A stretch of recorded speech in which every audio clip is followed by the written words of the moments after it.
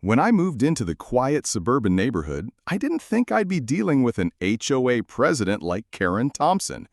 At first, everything seemed ideal. Friendly neighbors, a quiet street, and a beautiful house. But then came the HOA. It started with little notices about lawn care and paint color, all minor things that didn't seem too troublesome.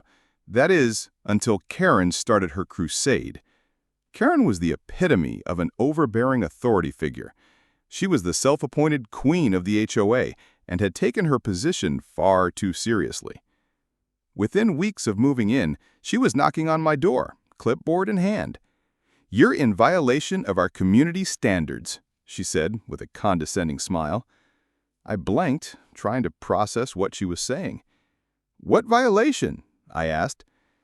"Your fence," Karen said, pointing to the wooden fence separating our property from the neighbors. "It's too high. It's against HOA guidelines. I'll need you to lower it immediately or face a fine." I stood there, speechless. The fence was perfectly functional, and no one had ever complained about it. But I could tell from her tone that this wasn't negotiable. "I'll look into it," I said, closing the door behind her, already regretting moving into a neighborhood that was under such tight control.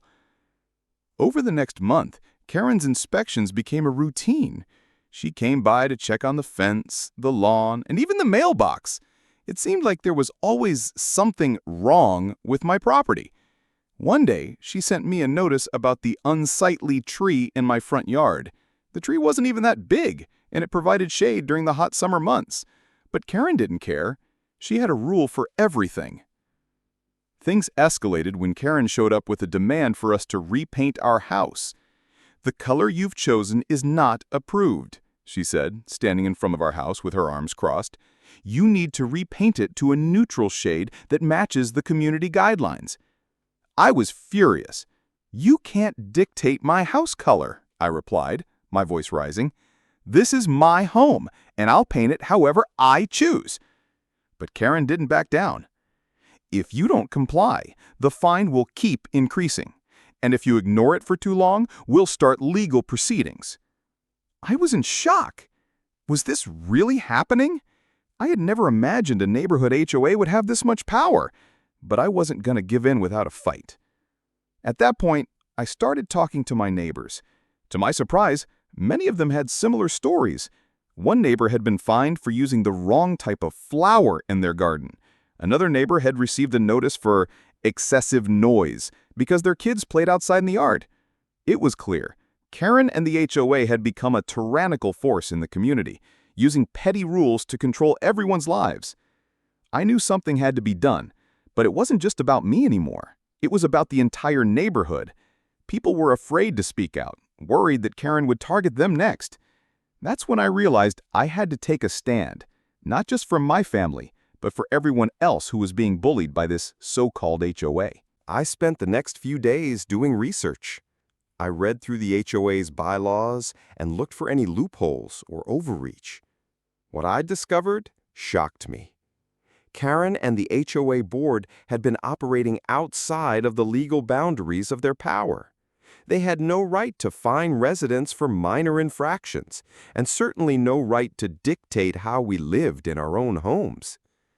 I decided to confront Karen directly. One evening, I marched over to her house, my fists clenched, ready for a confrontation. When she opened the door, I didn't waste any time. "Karen," I said, "you've gone too far. Your rules are ridiculous, and you're bullying the neighborhood. It's time for you to step down." Karen laughed, a smug smile on her face. "You think you can just waltz in here and tell me what to do? I'm the president of the HOA. I have authority over this neighborhood." She stepped forward, trying to intimidate me. "If you don't like it, you can leave." I wasn't about to let her win. "I'm not leaving," I said firmly. "But I'll be filing a complaint with the state about your illegal actions, and I'll be rallying the neighborhood against you." Karen's face darkened, and she slammed the door in my face. But I wasn't finished.